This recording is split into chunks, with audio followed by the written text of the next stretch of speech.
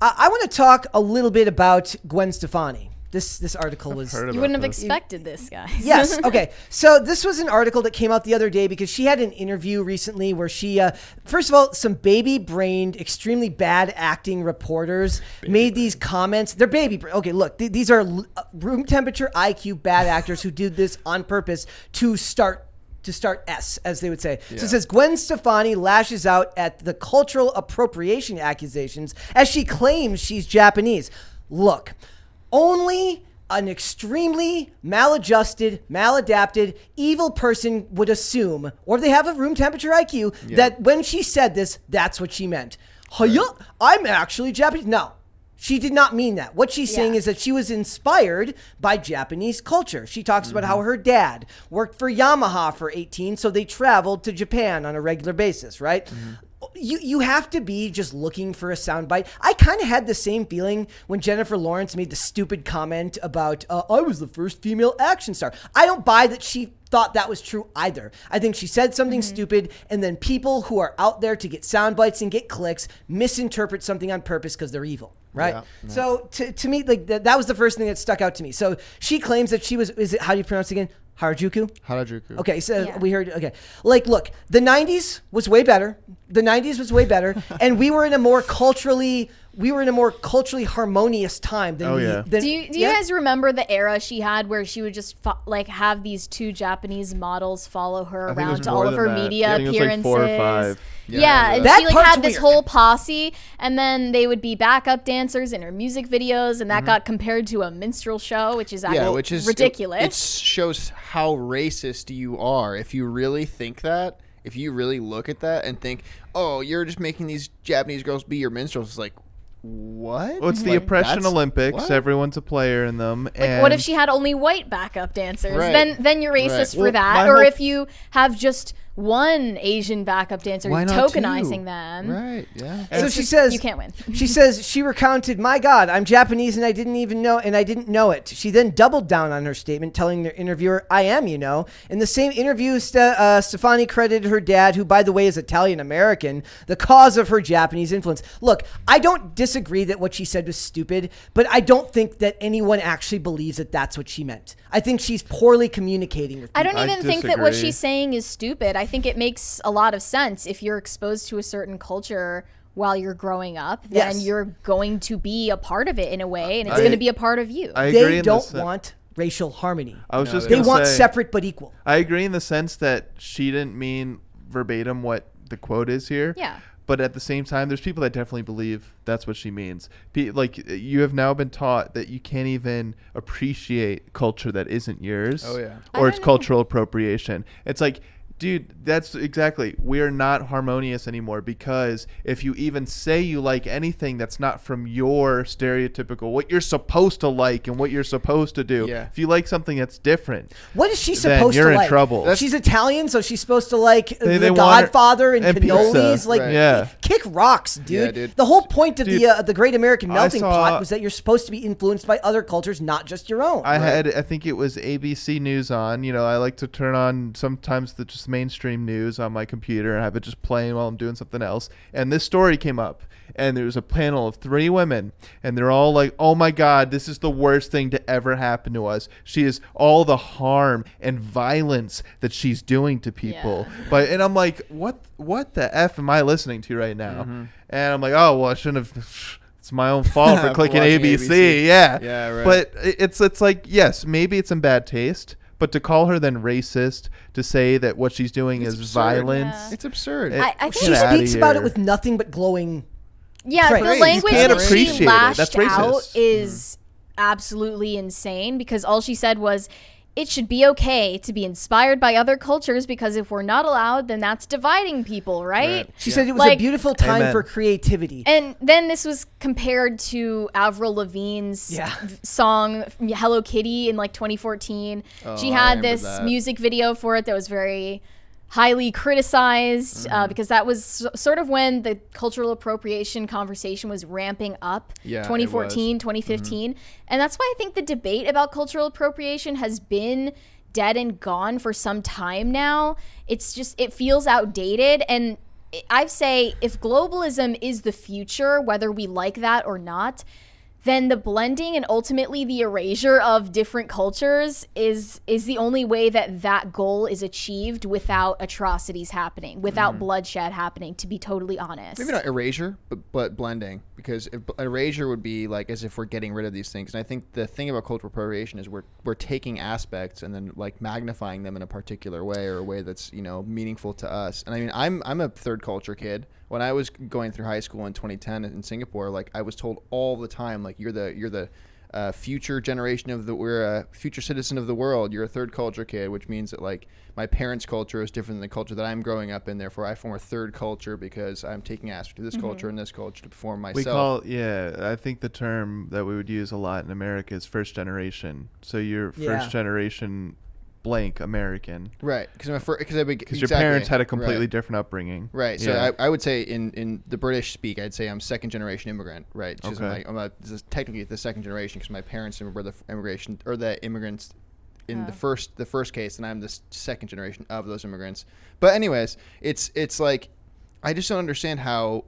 If I'm supposed to be, you know, or if anyone who's lived this kind of situation is supposed to be like you said, the future citizens of the world of this global, you know, world order or whatever. I'm not how to be a global citizen. Yeah, if that's supposed to be the future, then how are we going to have like what they say, like describing her as the queen of cultural appropriation? Like cultural appropriation doesn't exist. I've thought about this a lot too. There's a difference between mocking and then celebrating, and I think that's a huge thing. And if you're stuck in this mentality that you can only mock things and you can only, it says more about them. Yeah, it says more about the person doing it or saying it and accusing it than it does, but the reality of the situation, which is that like Stefani's clearly influenced by her time in Akihabara and Harajuku in the Harajuku culture in Tokyo, like.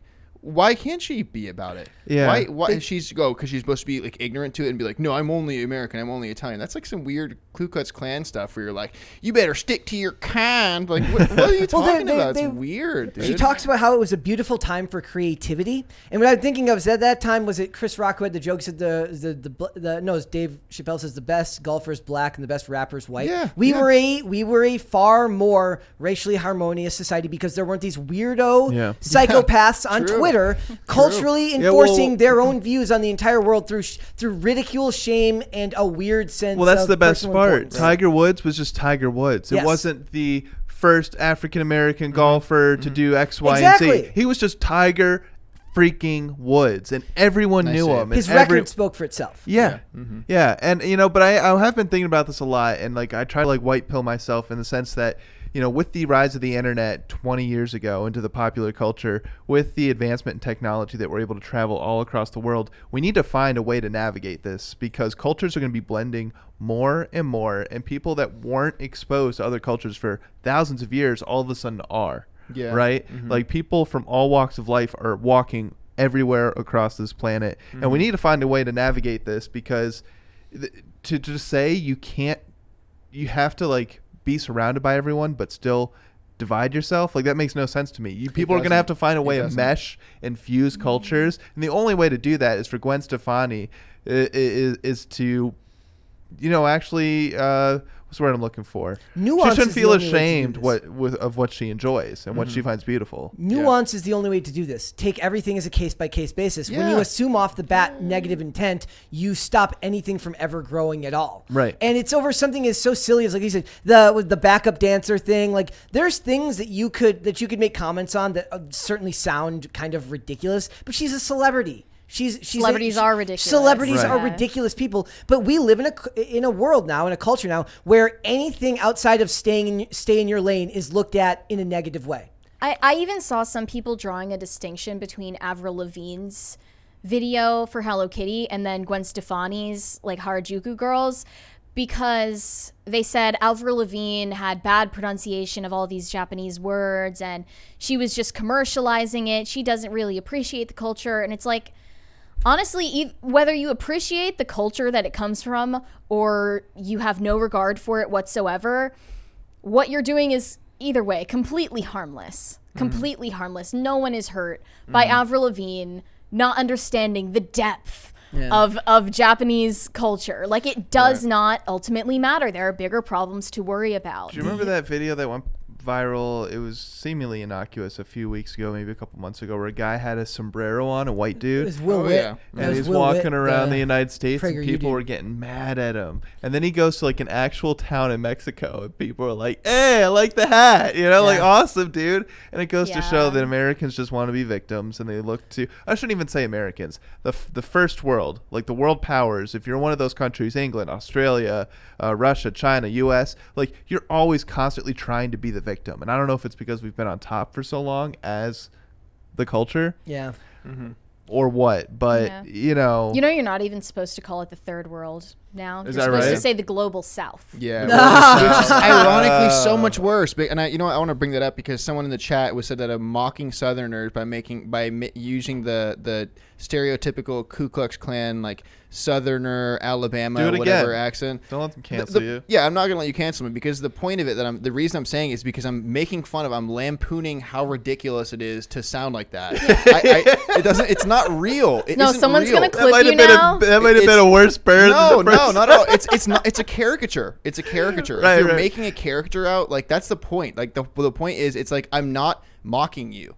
Like, yo, I'm not mocking you. It's not the point that I'm making is that, like, it's a ridiculous notion to have that, like, you wouldn't associate those things together, saying like, oh, you're like literally standing racial segregation. Like, what? Like, no one's done that since, like, maybe some people do that, but you know what I think? I think racists should go to a different water fountain. Yeah.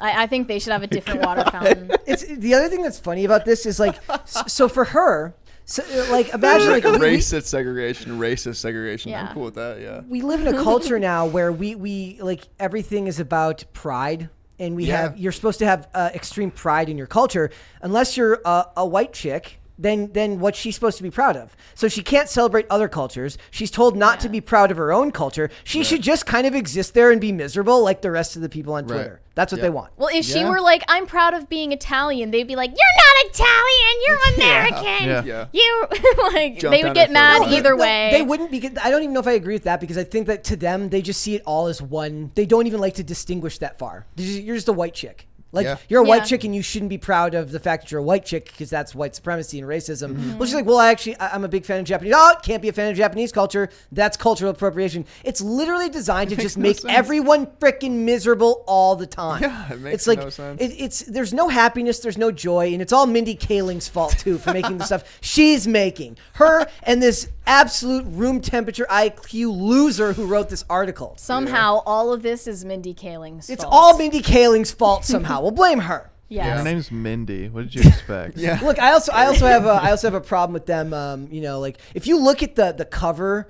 of the Mindy project, if you squint and it's like really far away, she looks kind of hot. But then you look closer and she's not hot. Makes you angry. It makes me angry. It's called the cheerleader effect, right? It's false advertising. Thanks for watching this clip, guys. If you want to see full episodes or follow us on social media, links are in the description below. Bye.